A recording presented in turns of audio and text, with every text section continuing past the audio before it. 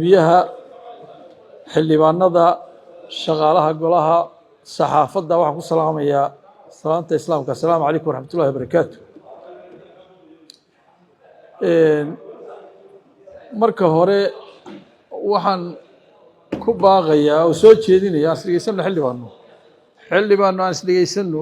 marka hore waxaan ku baaqayaa in aynu ka baqno ilaahay baqdinta uu xaqa inoogu leeyahay inaynu ka baqno nabigeenni maxamed calayhi salaatu wasalaam aan ku sallino sala allahu calayhi wasalam.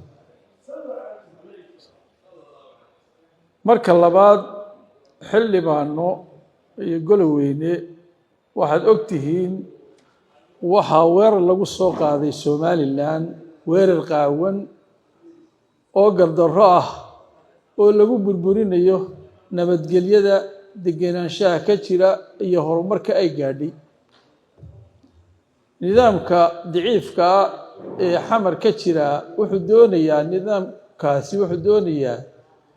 inay la mid noqoto koonfurta Soomaaliya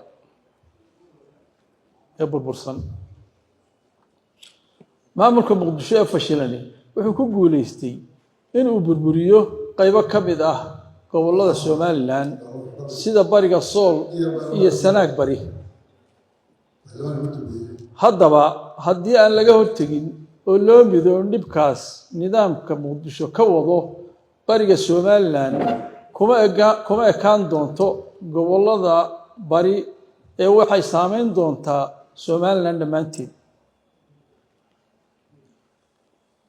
madaxweynaha qaranka waxaan ku ammaanayaa oo ku bogaadinaya uga mahad celinayaa shaqadii weyneyd ee uu qabtay sida qaramayntii ciidanka madaniga ah.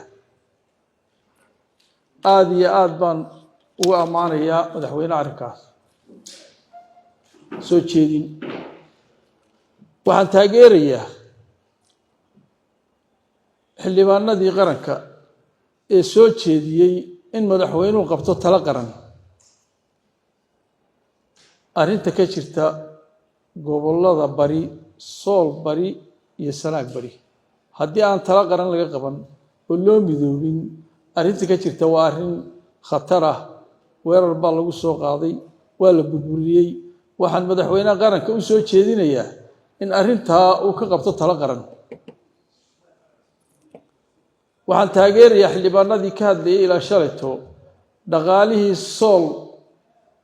dhaqaalihii horumarineed ee lagu dhisi jiray Sool bari in loo soo weeciyo gobolka Saraar iyo inta ka harsan gobolkaas oo lagu dhiso oo lagu dhiirigeliyo. waa in loo diyaargaroobaa difaaca qaranka, mucaarad, muxaafad iyo xukuumad ahaanba waa in gacmaha la isu qabsadaa.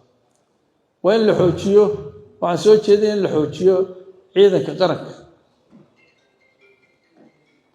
waxaan taageerayaa qaraarkii golaha wakiilada hore uga soo baxay ee ahaa in la joojiyo wadahadallada Soomaaliya ugu yaraan inta nidaamkan haddeer Soomaaliya ka jiro.